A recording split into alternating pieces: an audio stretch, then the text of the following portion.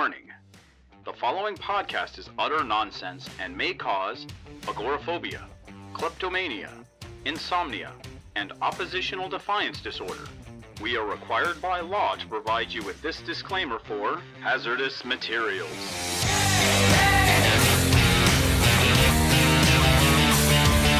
And welcome to Hazardous Materials, last week's comics this week.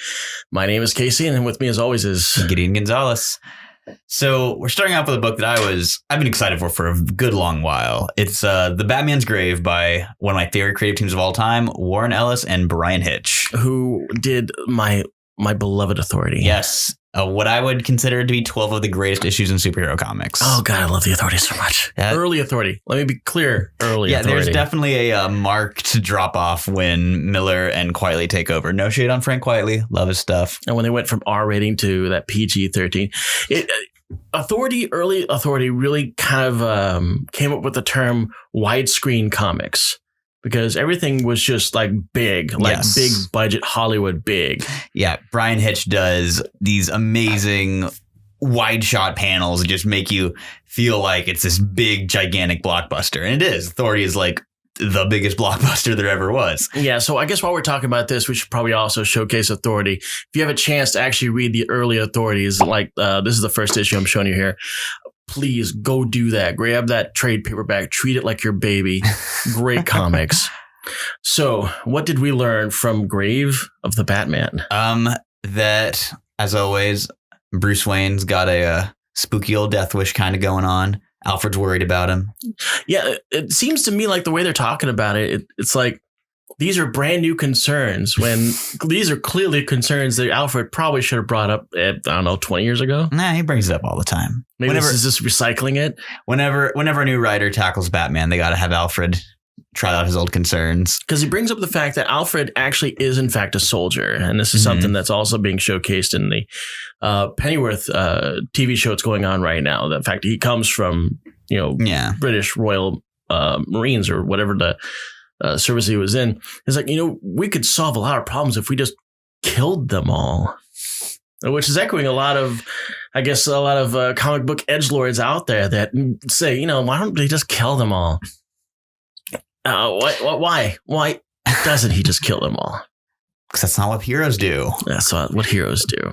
So, but regardless, Batman is cracking a case of a bat stalker with kind of the last page reveal being that the guy faked his death to lure Batman in. We don't know why yet.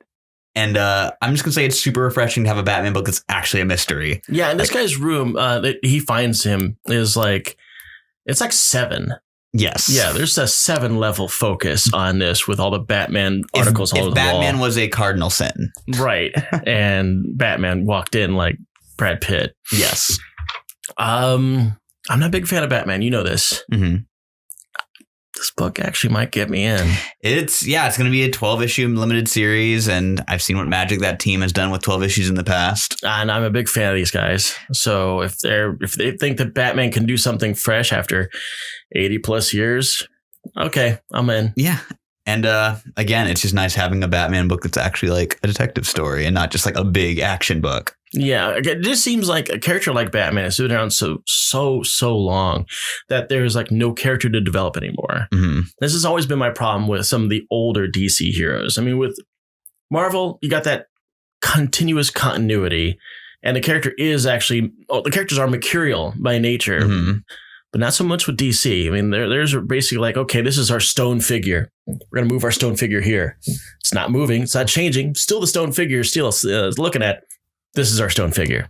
This is where our money is. I think the characters do get development, but generally just within certain runs or until like a crisis or something hits. Right. But until then, nothing too paradigm shaking. Yeah, I think usually a writer will introduce one big paradigm shake, and whether or not it sticks is the issue. Mm-hmm. Where you have like Superman getting a son, but then the next writer comes on and is like, nope, he's aged up to being 17 and shipping off to Legion of Superheroes. So Superman doesn't deal with them. Now, keep in mind, this is just my opinion. I'm clearly not a DC guy. You read far more DC books than I do. I am a huge DC guy, and I acquiesce to you because you probably know a little bit more about character development that I'm completely bashing here. I will say though, like my two favorite DC characters, Kyle Rayner and Wally West, one of the things I really love about them is they have very long character arcs. Yes, like Kyle Rayner from Green Lantern 48 is not the same character Green Lantern 181. That same thing goes for Wally West. Exactly, but these are characters that were introduced like recently, like Kyle Rayner in the 70s, and I guess 90s. Yeah, and Wally West was a bit of a 60s creature. Wally has evolved from being Kid Flash in like 1958, 1959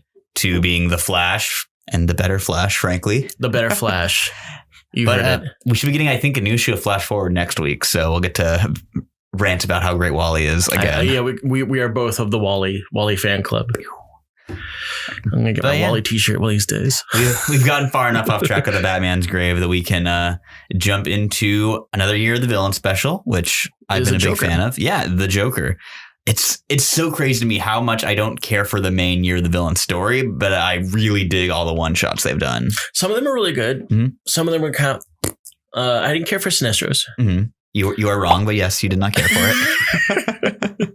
Luthor's was grand. Luthor's was excellent. Luthor's was grand.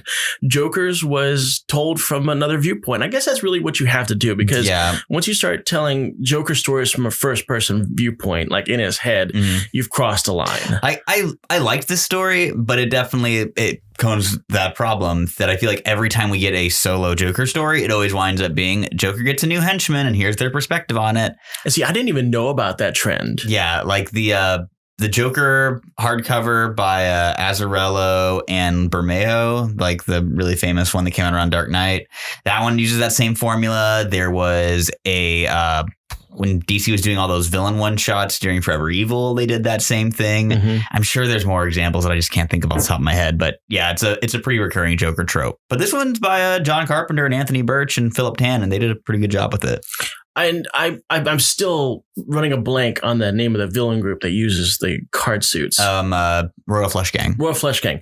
So what they do is they get like a practical nobody of the Royal Flush Gang. The Six of Hearts is pretty much our narrator here. And I think this book was more about the difference between mental health and what Joker's got. Yes. I think that was really the big point of this entire book, is that the Six of Hearts is mentally ill. He's self-aware of the fact he is mentally ill. And you kind of go through his whole story, which is forced because Joker got bored. And it's like, tell me something or fun or something like that. So, he just dumps his entire life story on Joker. A very, very tragic backstory. It really is. I mean, this kid is been abused by his family because of his burgeoning mental illness. And I don't know, with the new way that I guess that the world is looking at mentally ill characters, less like a punchline and more like a malady. It was interesting to see DC going, okay, well, this is the line that we're kind of putting here, is the fact that the Six of Hearts is mentally ill. Joker is evil. Yes. That's the difference. Which, they've played with that before. Like Morrison introduced the concept of Joker having super sanity. Yeah. Which, I remember you mentioned that to me. That kind of feels like a play off of that. But it's definitely like, what's the line that Six of Hearts does? It's like, I'm not evil, I'm crazy. The Joker's not crazy, he's evil. It's exactly. Yeah. Right when I read that, I was like, that's what this whole book is about. And I enjoyed that. I thought that was actually responsible writing. Yeah, I liked Six of Hearts' ending quite a bit. I mean, I know I'm never going to see him again. You're never going to see him again, but I was really surprised that he survived the second Robin treatment. It was a nice little one-off story, and I hope John Carpenter writes more comics. I was really surprised because I was sitting here reading it when you told me that John Carpenter had a hand. I was like, really? I didn't see that coming. That's weird. Okay. Now reread it while listening to one of his synth scores.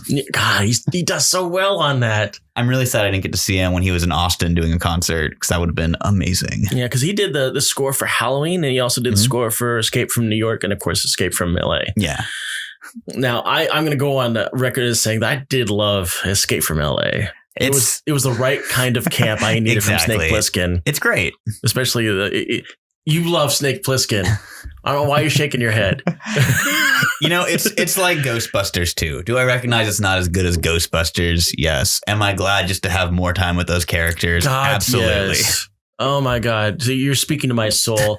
I'm a Ghostbusters fan, super hardcore. And I firmly believe that the video game is the proper third movie that we should have gotten. But anyway. Video game's surprisingly good. Is very good. And it's the last time you'll hear Harold Ramis as Egon Spengler. Yeah. R.I.P. our boy Harold Ramis. What's the over under on having a hologram ghost Egon in the next one? Like, I feel like it's pretty likely. Not to be super cynical, but I think they're gonna have to say something about it, because I'm hearing that the movie is gonna showcase the family in the movie is apparently the family of one of the original four. Oh, okay. So I don't know if it's like the granddad or dad, or probably granddad. I just want my Extreme Ghostbusters. I loved that show. I actually had that on. Well, okay, we're going off on a tangent here, but I did have that as an animated collection with my Firehouse, because I had the Ghostbusters Firehouse animation collection. Great show. All right, next up on our list, this was a big thing. This was DC Villains 80-page giant. This is basically the stuff not that they 80, were saying. 100 pages. Was it 100 pages? 100 pages, yeah. Okay, so these are basically the tomes that they were sending to Walmart for a while. Apparently, are now coming swinging their way to the comic stores. I guess which explains the reason why I couldn't find it, because I was looking at the list of all the DC releases of the week. It wasn't on there. Yeah, they're $5 each. They've got usually just like one new story and then 4 reprints. This one had, I think, 3 new stories and 3 reprints, but they were like smaller size stories. So the Joker story was the new one. Yeah, the Joker story was one of the new ones. There's also a Deathstroke story by Tom Taylor and a Gail Simone Harley story. Those ones were okay. 2 creators who I really like, but I just didn't really feel the stories. Mark Russell and Victor Bogdanovic on Joker, though, is phenomenal. I'm not even a big Joker fan. Since I couldn't find this book, I didn't read it. So tell me about this. So the premise of it is that the Joker's newest scheme involves paying people's medical bills with a program called Joker Aid, where if you have to submit a video of yourself to his Twitter feed or something. Survivor style. It's basically like film a Jackass video and Joker picks 5 winners a week to who he will cover their medical expenses. But being the Joker, the winners are all the most dangerous and outrageous stunts, like, say, a grandma putting fire extinguishers on the back of a shopping cart and going into traffic. Jeez. So you've got Batman running around trying to stop all these. And ultimately his kind of realization is like, we have to like put a systematic end to this, because even like as Joker, where he's getting the money, Joker's like, it's all just from ad revenue from the videos. Like, it's big enough that it's paying for itself and self-sustaining. Joker. So Bruce Wayne, socialite Bruce Wayne, converses with the other million and billionaires of Gotham City and is like, we have to like bring this medical fund back and like cover the people in our city. And they're like, okay. Like, well, we'll just take it from the college fund. And he's like, well, no, or we could just like pay it ourselves, because this would be just like pennies for us. And they say, no, we're slashing the college budget. And the end of the story is the Joker introducing a Joker scholarship with the exact same. Which goes to the whole idea is that Joker is the warped mirror to society. Yes. And his whole point really is to showcase the, what's the word I'm looking for here? Chaos, randomness,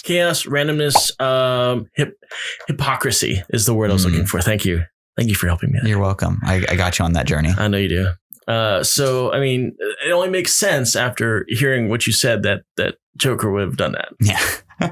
We can rely on at least that part of him to be reliable. It's a great story. Mark Russell, as always, knocking it out of the park with his social satire. And I'm really hoping between like this and Wonder Twins is a stepping stone to an even bigger book in the DC universe, which Wonder Twins got picked up for another 6 issues. So really? there'll be 18 issues of it. I'll be damned. I really like this setup, instead of being like, oh yeah, this book will go on event like for an undetermined amount, and then they just cancel it. So good old fashioned seasons. I like having, okay, you're guaranteed 6 issues. And if those sell well, you get another 6 issues. And if those sell well, you get another 6 issues, as long as you have stories to tell. My heart would actually be okay with that, because, I get emotionally invested in the comic and then it's just gone.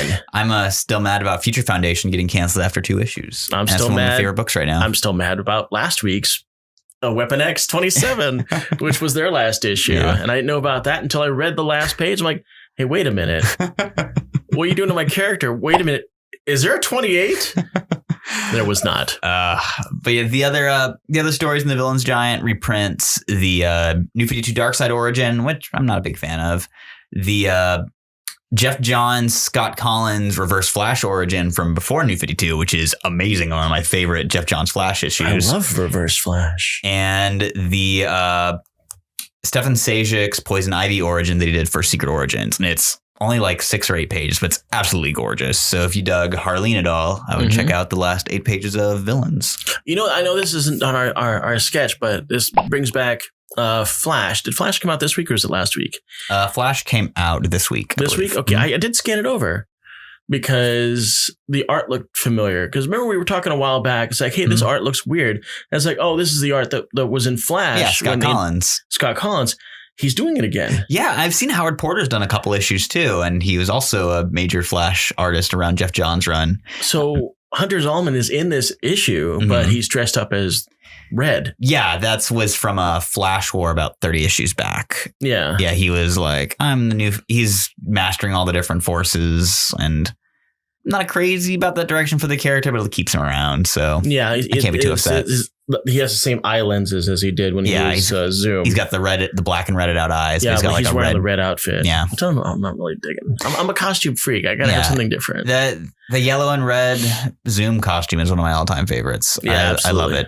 As a huge fan of Evil Opposite Villains, it's one of the best outfits. I love Evil Opposite Villains. I think ever since Venom, actually probably even ever since Sabretooth was considered the evil opposite of Wolverine, I'm a sucker for that Venom kind of stuff. was my absolute favorite character as a child. Really? And Venom and Bizarro were like my 2 favorite villains as a kid.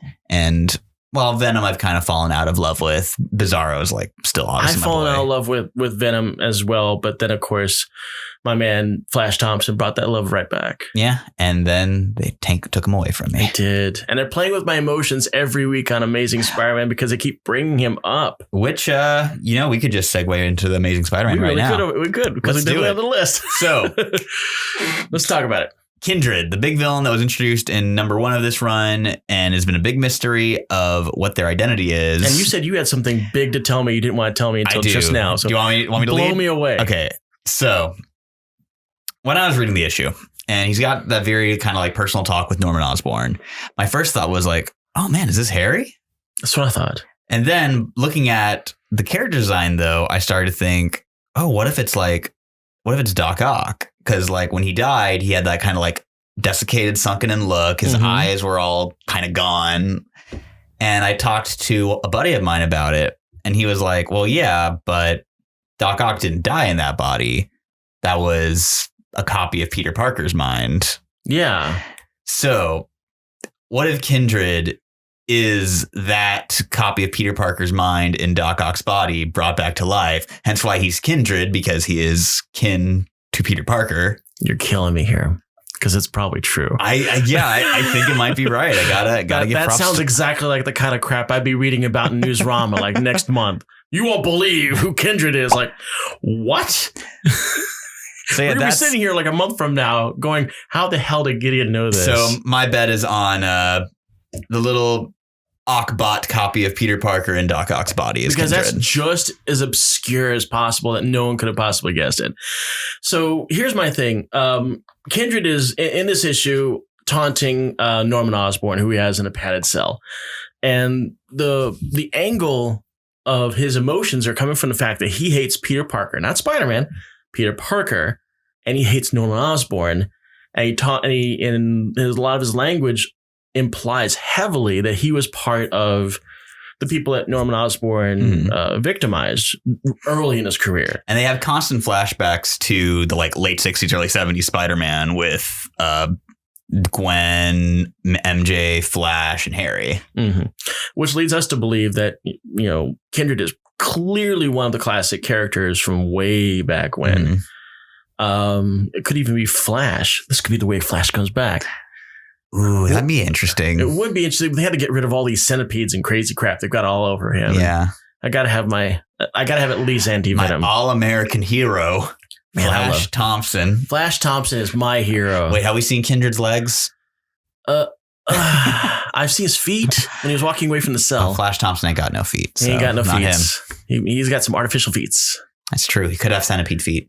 He could have regenerated centipede feet. I said that word. The human centipede. That could be a condition. You've got centipede. Ooh. So I'm kind of confused by this book slightly. Okay, not slightly, a lot. Mm-hmm. We've got Norman Osborn in the cell. We've also got Norman Osborn in the Carnage. Yeah, it's flashing back and forth. The cell stuff is happening like an hour or so before the Carnage fights. They need to do a better job of illustrating that because I had no clue what was going on. That had me a little bit too because I was like, oh, is this like the aftermath of the fight? But then I was like, no, because the centipede plays a part in the fight. If they could just at least narrate the fact that, okay, this happened before, okay, this happened now. That's just lazy. I think there might have been a bubble in the prior issue about it. Is this Slott still doing this? No, this is Nick Spencer. Yeah, Nick Spencer and Ryan Ottley from Invincible, which this is the most invincible fight they've had yet. Wait. Yeah, of course. I'm getting confused. Spencer did Superior Foes. Superior Foes. And that's what I was trying to get at because I was wondering that, but I haven't seen Boomerang. It's not Spencer unless Boomerang's showing up at least like a little corner doing this. He just had like a whole arc where he was a big focus. So I need to have a constant supply of Boomerang. Just right in the vein. At least because damn if Boomerang isn't the stuff. Other than that, this issue does feel like just a stepping stone to something greater. Yeah, I am very impressed that they were able to tie in an event tie-in to the main big plot of the book, like with all the kindred stuff. Because I'm really excited to see what they do with it. I'm so out of touch with the whole Carnage thing. So the two issues that they decided, hey, this is what we're doing. These are the crossover. And they've come into my issues because I read Amazing. Like, I have no idea who this guy is. I'm having to like back up, look at other issues. Yeah. I had to ask you on the air, what the hell is going on with this, and this to even get an idea of what's going on with Absolute Carnage. So I noticed at the end of the book, it flat out says, we're going to bring back Spider-Man next issue. We promise. No more Carnage. No more. But when I get out of here, and I will, there will not be carnage. So the last issue of what do you call it? Absolute Carnage is going to be Venom 20. So I guess Venom is going to have basically the footnote of this entire story is going to be that. It's been a Venom centric crossover. It's spun out of the Venom book and got all them boys. You know, I will say one of the variant covers for Amazing this week was because they're doing these Codex variants where it's like focusing on every character that's ever worn the symbiote. Right. Or a symbiote, I guess. I mean, they had hybrid on one of them. Who the hell cares about hybrid? They're going for deep cuts. And one of my favorite deep cuts popped up. Angelo Fortunato, Venom 2. Oh, right. The mob boss, or mob boss's son, whose dad had bought him the Venom suit when Eddie was auctioning it off when he had cancer. And the suit abandoned him in mid-swing. Yes. Leaving him to fall to his death. Yes. I kind of hope Let's hear it for poor Venom 2. Yeah. A lot of people think Matt Gargan's Venom 2. No. Venom 3. Venom 3. I saw that frame. I was like, that's hilarious. Yeah. I really love Mark Miller's short Spider-Man tenure, but it's a ton of fun. So the fellow that started the whole Venom book, the fake out, I like to call him, because everyone saw Venom #1 was coming out. And then we all find out that the guy that's playing Venom is like this super 90s over the top long-haired edgelord. Lee something. Right. Lee Michael or Michael Lee or something like that. I was like, is that really where we're going with this book? Yeah. We lost Flash Thompson for this. Yeah, I roasted the holy hell out of this book, thinking that was going to be it, and lo and behold, it was a fast one, because they were just giving us some time to get Eddie Brock back in, and totally send this jackass to prison. I honestly think that they intended to keep him around, but then fan reaction was so negative to him that they had to bring Eddie. They were like, "Oh, we got to bring Eddie back." Meanwhile, I was like, "No. Stop turning Eddie's character development backwards." Not the first time that Marvel has done this, compared to almost immediate blowback. Remember the Scarlet Spider situation? Yeah, I love Bagley, but that was a hideous costume design. It was a hideous costume. And man, they blew that thing out the door before the first issue even hit. Yeah. You can't mess with the iconic torn up hoodie. No, I mean, the costume had its it looked pretty. It did, but had a spider side face. And I everybody pointed that out. Spider side face. I hated that little smirk. The little, like, you could see his mouth under the mask and it was very, very... We didn't need that. Yeah, which I mean, like, realistic, yes. Very uncomfortable to look at in a comic. Yeah, Spider-Man hasn't needed this entire time. Miles hasn't needed it. Mm-hmm. Crap, Deadpool rarely ever does it. So we didn't need it for the long haul, especially on a beautifully done Bagley book. Yeah. By the way, that series is also long gone with a really crappy ending. I don't know what the hell Peter David was thinking on that one. I think he was thinking sales got kind of cut out from under him, so he had to wrap it up in an event time. But then he, only turned him into like this soulless monster. Yeah, I think he had a plan for that, and then they just never really got him the opportunity. And then they practically scrubbed it out during Spider-Verse too. Yeah. I don't know what's going on with that. Alrighty, I think it's about time for us to take a break real quick. Yep. Hey guys, welcome to episode 9 of Hazardous Materials, last week's comics this week. This is Brooke with Haphazard Fiction. Thanks everybody for tuning in. I hope everybody is learning something and having a good time while doing it. Hopefully you find Casey and Gideon's encyclopedic knowledge just as entertaining and insightful as I do. They're definitely actually teaching me some things over here. Wanted to bring you guys a couple pieces of news. First off, as usual, just wanted to remind everybody that as a new YouTube channel that we are definitely looking to grow. Your help would be greatly appreciated, whether it's in the form of a like or a subscribe or even potentially becoming a patron. Any help that you guys could do or spreading the word would just be a huge benefit to us here as we try to grow this brand. But also wanted to kind of throw it out there that if any of you do happen to be role players and are maybe interested in finding a new live play role-playing game podcast to listen to, invite you to check out The House of Morpheus. It's a game we try to release a new episode every couple of weeks and definitely have an absolute blast bringing you that one. But just wanted to invite everybody out there. You can find that by going to our page at haphazardfiction.com. And all of the links for all of our different shows are going to be on there. And once again, we are going to try to grow this brand. So thanks for tuning in to Hazardous Materials, and I take you back to Casey and Gideon.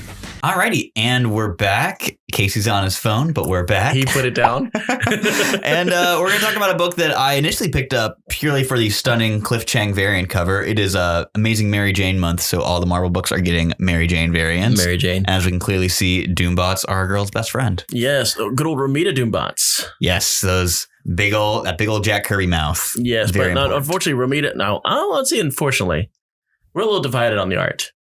The interiors are done by Salvador Larroca. Yes, which I love. Who I like circa 1999.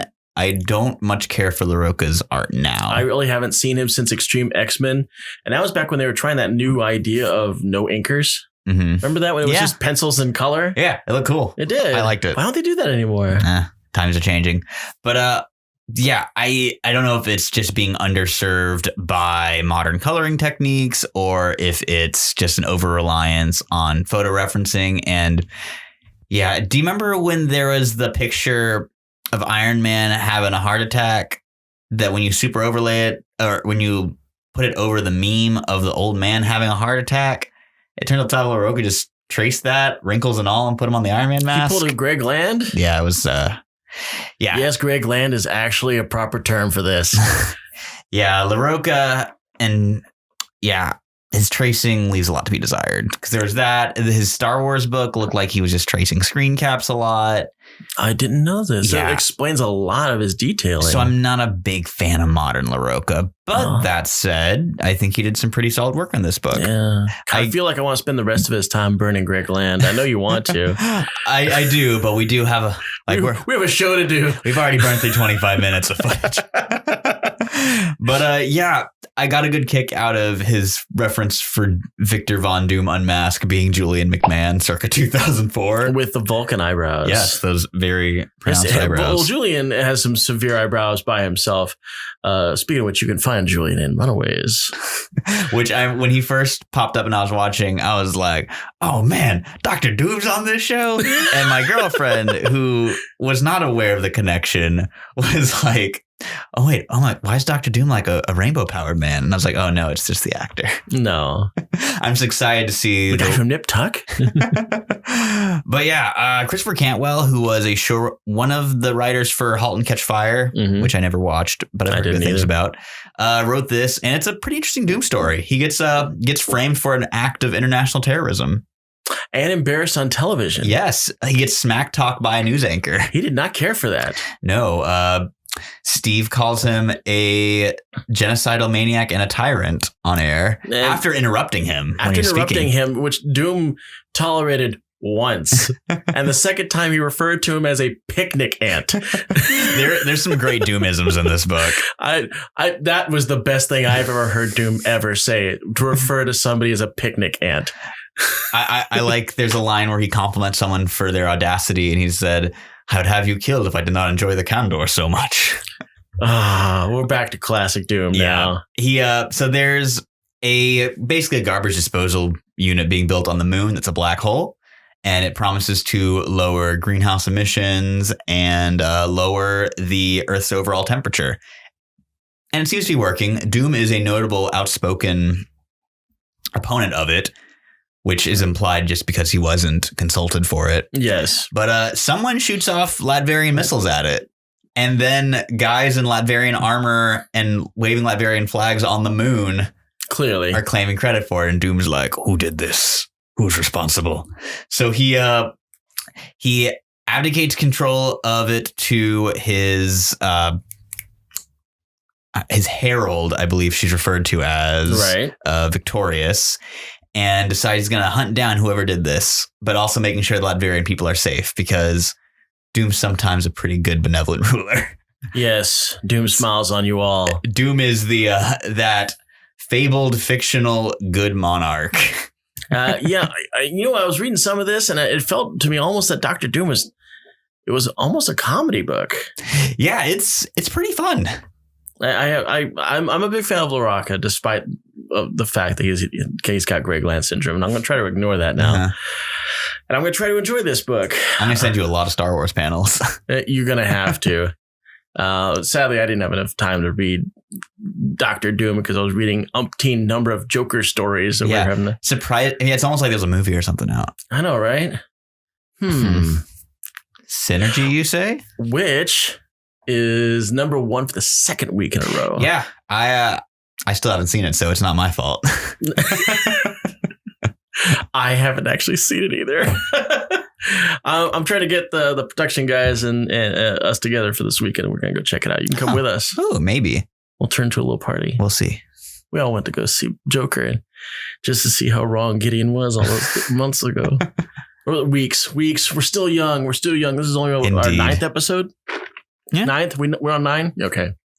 So yeah, Dr. Doom didn't expect much, bought it for a pretty cover, and wound up being pretty impressed. Yeah.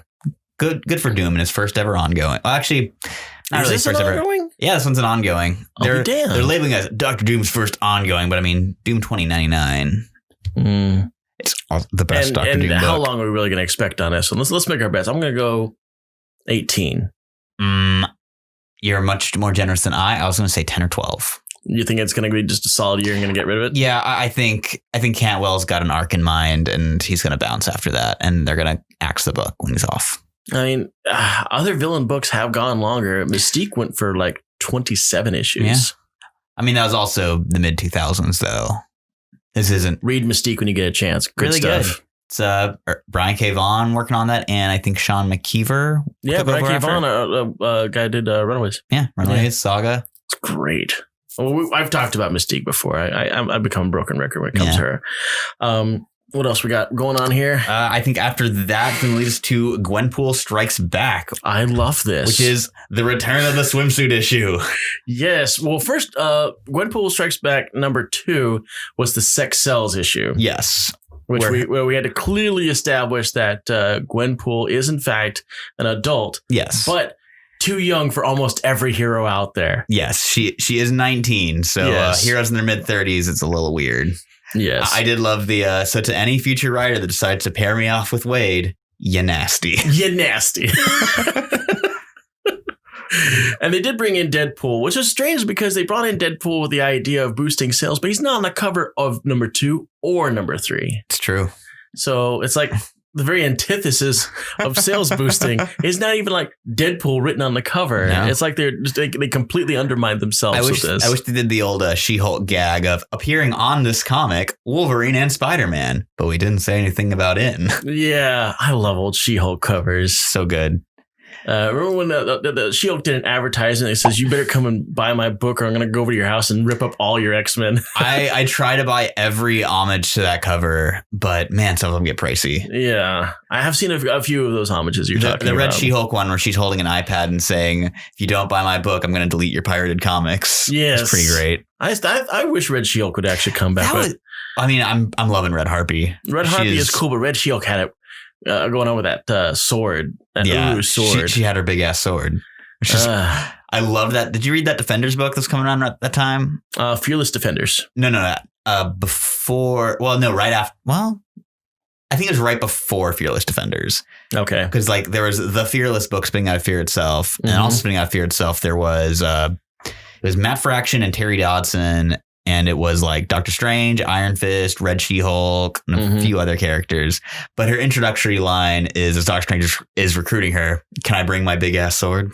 Yeah. I did read that Defenders. Panel. I also read the Fearless Defenders, which is like the all-female team. Yeah. Great book. And that one went the length. That one went about 12 issues. That had Misty Knight, Valkyrie, Red She-Hulk. The reporter that they kind of dragged along with them, who Annabelle became Riggs, the human side of Valkyrie, and what you call it, Danny Moonstar, was she in that too? Yes, Moonstar popped up in there. Colleen Wing popped up. Oh yeah, good. But we're getting a little off Daughters track. of Dragon. Yes, we're getting really off because Gwenpool, in another attempt to raise sales, does a swimsuit issue with. Which every character points out is kind of contrived, but it's super fun.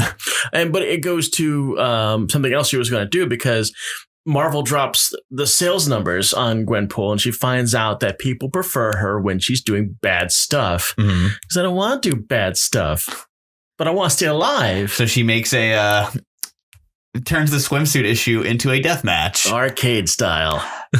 Marked off with her shooting Bruce Banner in the head and unleashing the Immortal Hulk. That's definitely the atom bomb that got everything started. I think, though, I have to say my highlight for the issue was the tag yourself page. Yes. Where it's got just the little, like, a tag yourself Tumblr meme, little blurbs for every character. The best one being Black Panther is King Kitty, beloved but exhausted, has no idea what's going on right now. That or a Thor's name being Bork, Bork, Bork, Bork, Bork. Yeah. Oh, yeah. The Swedish Chef thing. So I'm not so good. I am, for the record, I'm tagging myself as King Kitty. Okay. Who else was in this? Iron Man figured out the ultimate way out of this was forfeiting. Yes. And of course, forfeiting sent him to a nice room with lovely lunches. With all of Gwenpool's friends. Yes, that she didn't want to hurt. Which I was really glad to see her supporting cast from Unbelievable Gwenpool was in there. Yeah. That was really cool. Just a little quick one panel bit. Yeah, that's all they really got out of that one. Because this is really just a miniseries all about Gwenpool trying to remain relevant. Because apparently her book didn't sell well, which is surprising. Which was so good. It was such a great series. It really was. We're probably going to review every issue of this run. Yeah, and we're going to bring up why people should read Unbelievable Gwenpool every time. I feel bad that we didn't review issue 2. I had to go back and read it and go, why didn't we look at this? You're right. We were fools. We were. We didn't know. Forgive us, Leah Williams and David Baldeon. We didn't know. Okay. But that's enough on Gwenpool. Now we're going to go to our big dog. The final issue. The final issue of Hickman's House of X, Powers of X. The 2 series in 1. Moira's back. We finally find out about Moira's 6. Yeah. We finally find out how all of this came about. The X-1000 stuff. It really comes down to some serious hardcore direct manipulation. Poor Xavier didn't have a chance. Oh, man. Going to Moira, because one of the big parts of the book is Moira's journal, where she's progressing or writing down her progress for this timeline, our current one. She mentions that her and Xavier are not compatible to produce an Omega level mutant, which leads me to wonder if she married McTaggart purely to create Proteus. That's exactly what I thought. But also what I didn't think of initially, but then someone brought up to me, does that mean Xavier intentionally sought out Gabrielle Haller to conceive Legion, which it's already a super shitty thing of Professor X to have gotten involved with his formerly comatose patient, get her pregnant, erase her memory of him, and then bounce. But now it's premeditated. Well, we've already firmly established that Xavier really is more along the lines of the ends justify the means. Yeah, I kind of like that they bring that up. That Moira is like, yeah, I'm kind of chipping away at Xavier and making him realizing like he kind of needs to eschew some of these morals and get on board. I am going to finally get rid of this level of altruism that he's got baked into his skull about the dream. I'm going to get rid of this, even if it takes me several different iterations to do it.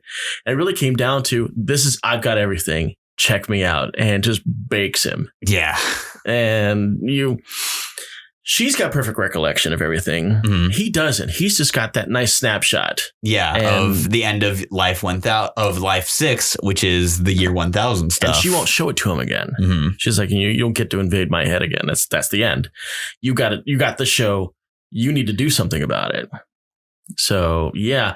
I noticed at the very end, some of her notes, you notice that some of them were redacted. Yes. Did you also notice that some of them was visible under the redaction? No. I did. Ooh, what do they say? Because I looked hard.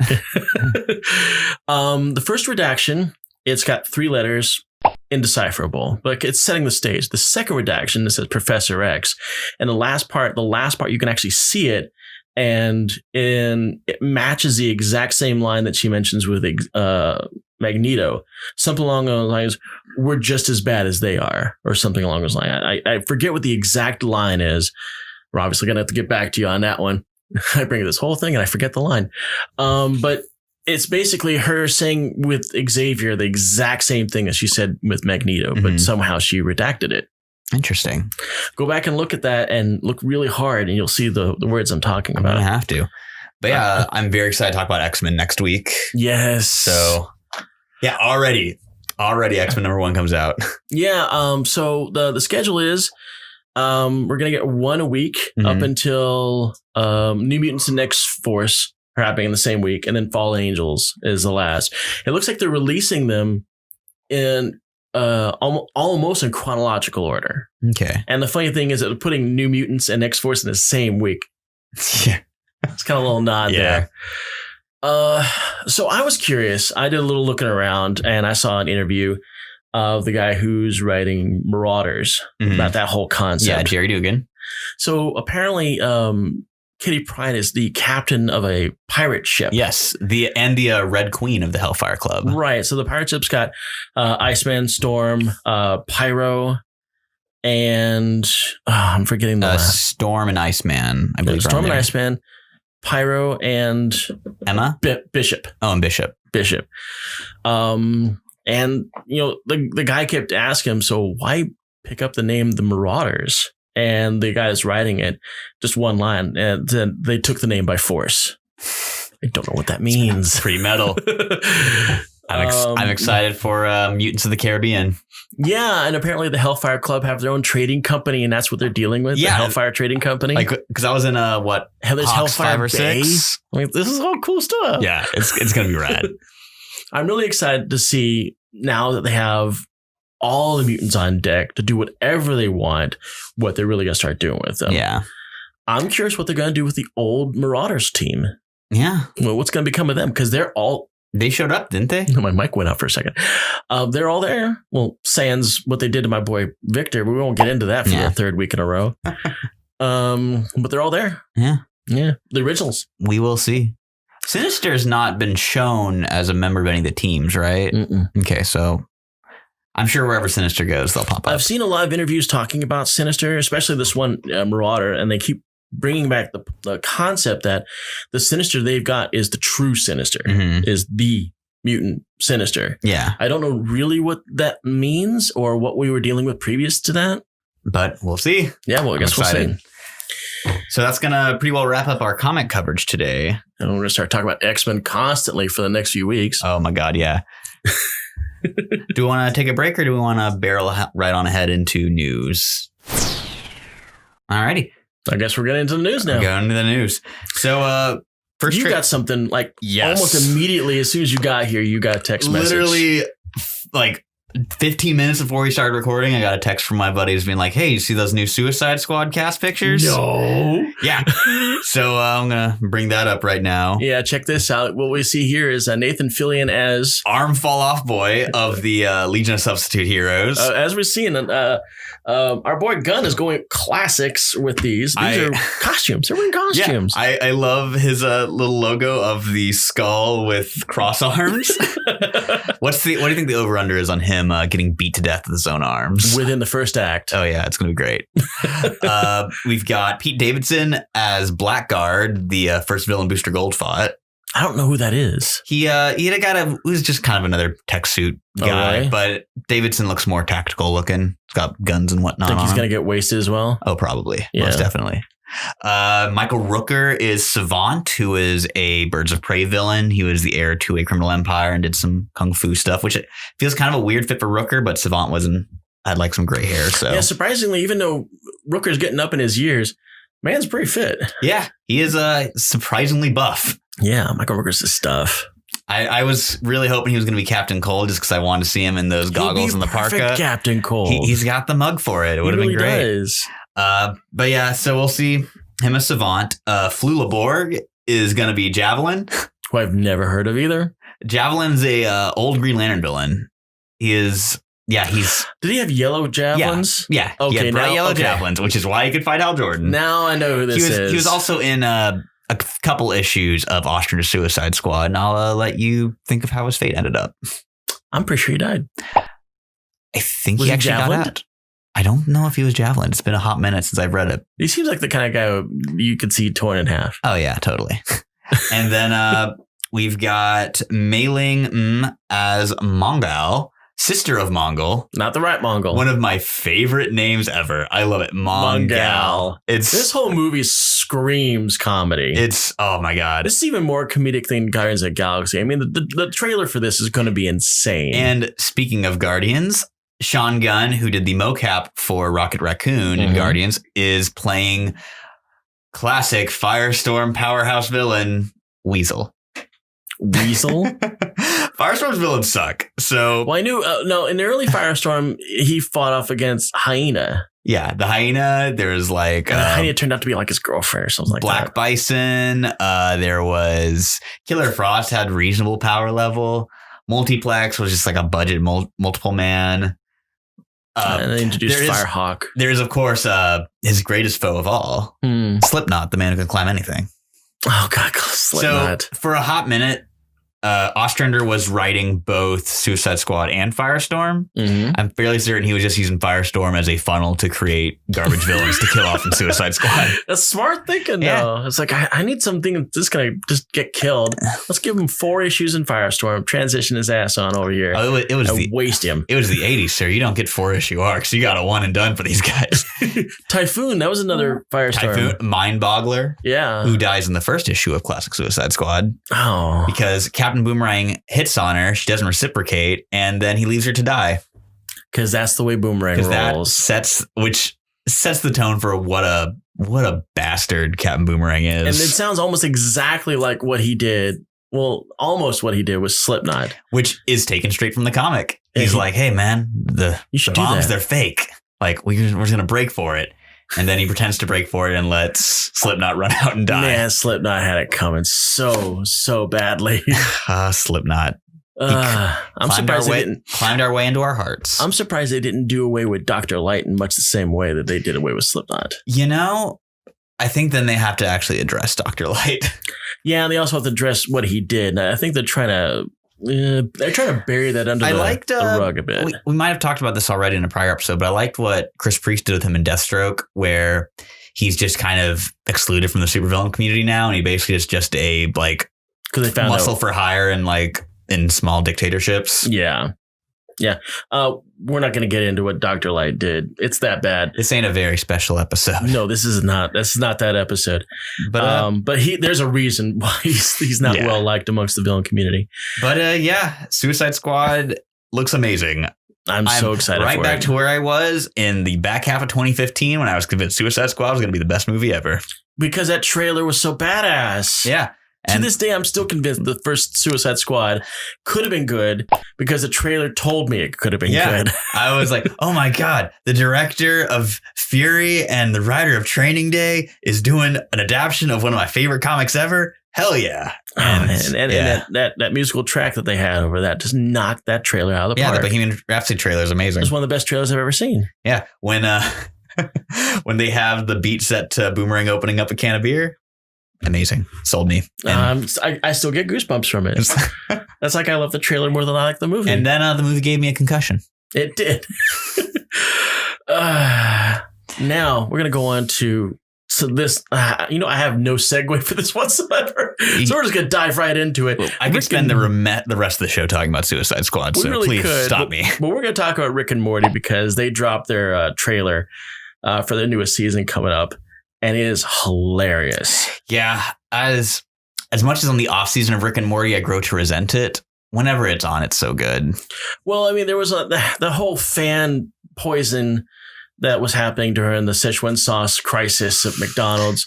Oh man, and the gatekeeping that some of the fandom have done, and the Pickle Rick nonstop. Okay, again, I work in a comic book store that sells Rick and Morty merch, and when after that Pickle Rick episode came out, every day at least 5 times I would hear someone just yell "Pickle Rick" whenever they saw a Rick and Morty thing, and it just I'm so glad I don't work with you. drove me nuts. Yeah, it made me hate Rick and Morty, and then then more episodes came out, and I was like, oh, okay, I like you again, Rick and Morty, and then it went away, and then I hated Rick and Morty again, but now it's coming back, so I like Rick and Morty again. Well, I think it's going to remain relevant as long as they're self-aware. And Dan Harmon, thank you. Mark Harmon is NCIS. Yes. Okay. Dan Harmon is very aware of the poisonous community that popped up during this tiny packet in time. Yeah. And that upset me because I love this show more than almost any other animated show I think I've seen. And I didn't want the popularity of it to spiral because some dipshits were involved in the love of it. I've never understood the concept of gatekeeping in any kind of geek community. And it seems like the Star Wars nerds migrated over to the Rick and Morty squad to create the same kind of bullshit that we've been dealing with. Yeah. When they found out that there was going to be a female lead for this new Star Wars trilogy. Ruh-roh, not women. We don't like that. But these episodes look good. Yeah, it looks like it'll be fun. I like that Morty's punch card's back, which is one of my favorite. I mean, I'm trying really hard not to reenact any of the part of this video because I'm not as funny as what this was. Yeah, and we're not going to be that annoying show. No, but we're going to leave a link to the video down below in case you have a manner to avoid the internet before this episode is aired. I managed to miss the trailer until you told me it came out. So, oh well, we're getting some people with this, but it's definitely worth checking out. Moving on, we found this today. Found out that the classic Maniac Cop, which is being redone. Yeah.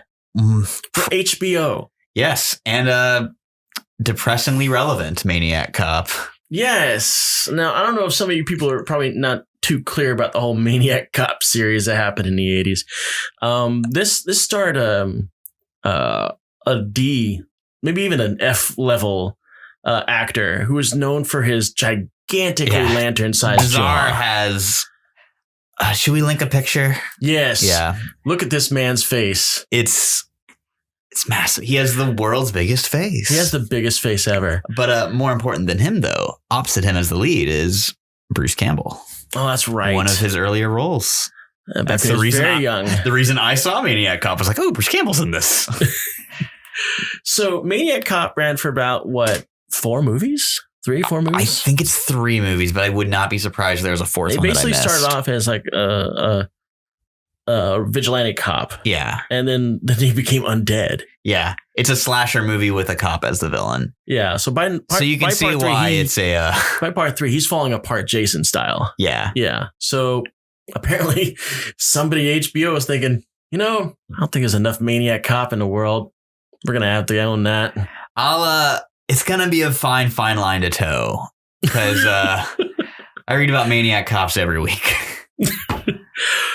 Maybe that's where this is going. Maybe. I'm if it's like a smart Blumhouse style revival, I'm into it. If it's just kind of going to be more schlocky B-list stuff, I don't think this is the right time for it. No, I don't think. And HBO doesn't seem like the right place to do it. So there's something about this that we're clearly not in on. Maybe it'll be a deep introspective character piece like Westworld. Yeah, okay. So we got something else. Was it Jack Snyder? No, Zach, not Jack. No, not Zack Snyder. Scott Snyder. Scott Snyder doing Undiscovered Country. Yeah, I don't know anything about this. So it's the new creator-owned book from Scott Snyder, Charles Soule, and Giuseppe Camuncoli. Mm-hmm. A pretty well-known creative team there, launching a book about America sealing itself off from the rest of the world for 30 years. And a team of researchers going into America for the first time. And I got to read a retailer's preview for it at work. And essentially, it's Mad Max. Like, America just goes nuts in 30 years without contact with the outside world. Who would have thought? Yeah, I mean, I got to know more about this premise. Yeah. Why the cutoff? We don't really know yet. It's kind of a mystery. So we're just thinking, okay, here's the premise. Don't give a crap about why. It happened. Yeah. We're going to isolate this crazy nation of ours for 30 years. Trump style. Yes, I put a political reference in there. And this is what's going to happen. Yes, it's going to be like the Australian outback and gas is king. Yeah, and all this other stuff. There are like giant crazy monsters running around. There's like roving gangs in big military vehicles. Wasn't really my thing, but I can see it being successful. I don't know if it's going to be the next Walking Dead, like Image's email suggested it would be, but that's a bold statement. I guess Image. I wonder what happened in the office when Kirkman dropped the bomb that he was going to cancel the book tomorrow. He's pretty high up on the totem pole, so So you think they were all in on it? Might have been all in on it. Might have just been no one could have done anything about it. Yeah, is it? Well, he is a CEO, isn't he? Yeah, I'm trying to remember what the I think he got a lot of clout with Walking Dead, and they just promoted the holy crud out of him. I know him, Larson, McFarlane all have really high seats. Like one of them's president, one of them's like editor in chief. So I'm pretty sure that he didn't screw over his own company. Although, yeah, why don't you reflect a little bit about what happened after they did that? Yeah. So they abruptly just said like the week of, hey, this is the final issue of Walking Dead. And comic stores were completely unprepared for it. We got because you guys have to order your issues several months in advance. 3 months in advance, and they had fake solicitations for 194 and 195. They even have covers for them and all. Yeah, I'll be damned. And they did fake issue descriptions and everything. I'll have to read those. Just for the novelty of it, but still, that sucks. Yeah, it sucked. We sold out very, very quickly, and so had to turn a lot of people away. And then when they shipped second printings, people weren't interested anymore because it wasn't anymore the final issue of Walking Dead. Now it's the second printing of the final issue. So why do you think, what guided him to do that? He might have just been tired of it. I haven't read the book in many, many years, so I can't speak to the quality of it. I know the Whisper stuff was popular. I checked out right after Negan killed Glenn. Same spot that I checked out at. I tried to stay in for the aftermath of that, the whole thing that happened. But then I was like... I just couldn't stand Negan as a character. I couldn't stand him in the fact that he had so many legs to stand on in that series. When I say that, he was always there. Just when I think, okay, we've got 6 issues. Okay, we got 12 issues. He really needs to go away now. I hate him. Yeah, he is. It was and is wildly popular. Yeah, he still is. Yeah. I mean, kudos Jeffrey Dean Morgan. He plays the character radically different to how I read him. But I mean, as far as I understand, Negan survives the book. I've never heard of him being killed. And in the TV series, he's still alive. Yeah. Because they're trying to go back to civilization and the concept of jailing. And I think that they're trying to go with some kind of redemption route with him. After what he did to Glenn, man, he's got He's got a long ladder to climb as far as I'm concerned. Yeah, Negan kind of a bastard man. Seriously. But yeah, that's we'll see if Image. I know there were probably some stockholders that were sweating bullets a bit. Was like, our cash cow's gone. Yeah, and Saga is not coming back for a few months. And Kirkman stopped doing Wolfman. You know, that honestly might be a big reason why Image is having this whole big 2020 push, and they're bringing back a lot of books. Like Sex Criminals is finally wrapping up its final arc. Nailbiter, which was one of my favorite books for a while until it kind of abruptly got canceled, is coming back. And The Max, always a fun one. So I'm very excited to see what 2020 has in store for Image Comics. Undiscovered Country might not be my thing, but I do think it's going to be a big hit. I'll check it out, but I don't know. It seems like that whole Mad Max concept does well on film better than it would do on print. Yeah. I mean, some artists can do car chases very well. See any issue of Robbie Reyes' Ghost Rider stuff. But yeah, the first issue, like it was fine. I'm a little kind of sick of post-apocalyptic stories. Speaking of Robbie Reyes, are we going to be dealing with the death knell of Robbie Reyes next week? Oh, I hope not. I'm kind of dreading next week's Avengers. Well, moving on. DC's got something going on called 5G. Yes. So this is totally a rumor. So far unsubstantiated, but we try not to truck on rumors, but this is a big one. It's got me curious. So 5G refers to Generation 5, which the way they blocked it out, like having the JSA as Generation 1, the JLA as Generation 2, this is the current generation. Right. So like, I think Titans then is 3, Young Justice is 4, and then whatever's going on right now is 5. So they're looking to replace their big flag, their Trinity characters with their 5G relevance. The rumor is that for some period of time, the entire main line of DC is going to replace the classic characters with their more recent legacy ones.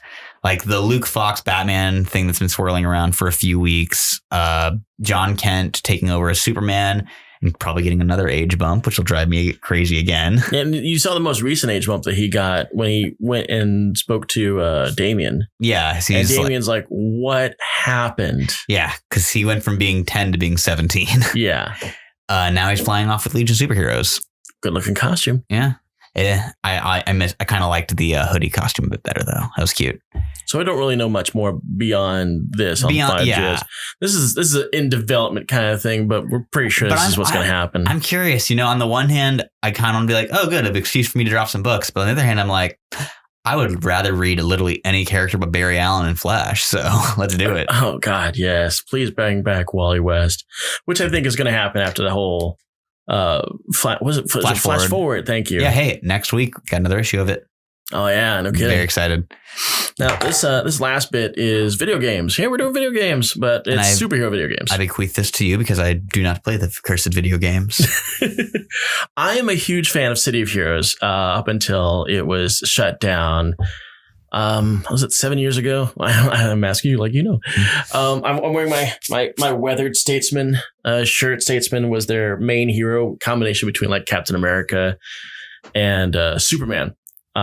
Anyway, NCSoft, in their infinite wisdom, canceled this. There's a lot of reason. There's a lot of possibilities as to why. A lot of rumors. And anyway, when this went away, a lot of people decided to get on Kickstarter and try to develop follow-ups on this because we got this void. No one's doing superhero stuff, and if they're doing superhero stuff, they're doing it really poorly, like DC Universe.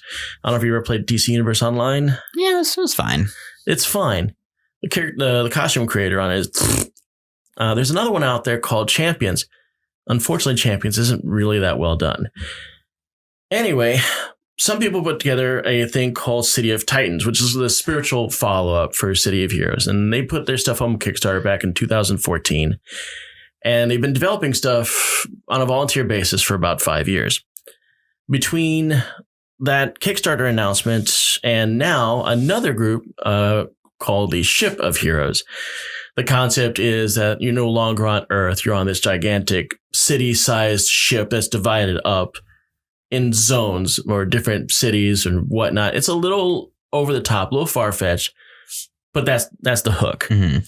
So no one's really competing against each other, but these guys are developing essentially the same game, which is City of Heroes. Mm-hmm. Now, since then, this year, City of Heroes has kind of popped up on pirate servers because the server information got out. So now people are able to make their own private servers. And the largest among them, Homecoming, is involved with NCSoft trying to legitimize themselves. Now, while that's all happening, City of Titans dropped what they're calling their issue 0. They're going to release their character creator for people to play with. This is free to anybody. So anybody who wants to play around with superhero costumes, which is pretty much everybody that plays or reads comic books. Mm-hmm. So they dropped that information. It's like, hey, cool. This is happening. One day later, Ship of Heroes says the exact same thing. And the time frame is almost identical. Yeah. Because we got City of Titans, within 2 weeks, and that was yesterday. Mm-hmm. And then I got Ship of Heroes on November 1. So now we got these two City of Heroes type things going neck and neck. And is it going to be like the new Marvel DC? We'll see. We'll see. Now, me being the sole fan of this amongst our cadre of people, I will keep us up to date. Play with Marissa, some Red Dead online with me, or maybe some City Heroes. Absolutely not. I'm not letting video games eat my life again. I'm not some nerd. Welcome to Nerd TV. And with that, I think that's going to wrap it up. Yeah, indeed. Oh, you know what? Before we wrap it up, we've got to promote ourselves. That's right. We've got a Patreon site. Still a new page. Not new page. We're a new show. This is only our 9th episode. We haven't even gotten into double digits. Ooh, we can have a double-digit anniversary soon. We almost have a double-digit anniversary, and we are counting our super secret lost episode, which is available in our Patreon site. If you truly love our voices and you want to hear more about it or to see more about it, it's in there. Support us. We need your support. We want to become bigger than we are. We want to have all this expand. Maybe a studio. Maybe someday we'll be big enough to get the notice of the Chinese government for this episode and get banned. Yes, and I want my boom mic girl, guy, whoever. I want somebody hovering over me with a boom mic that has to keep their arms like this for an hour. I want this to happen. This can only happen if we have Patreon supporters. So support us, like us, subscribe, hit the little bell. We'll tell you when we're going to come out, although we're going to come out pretty much every Tuesday.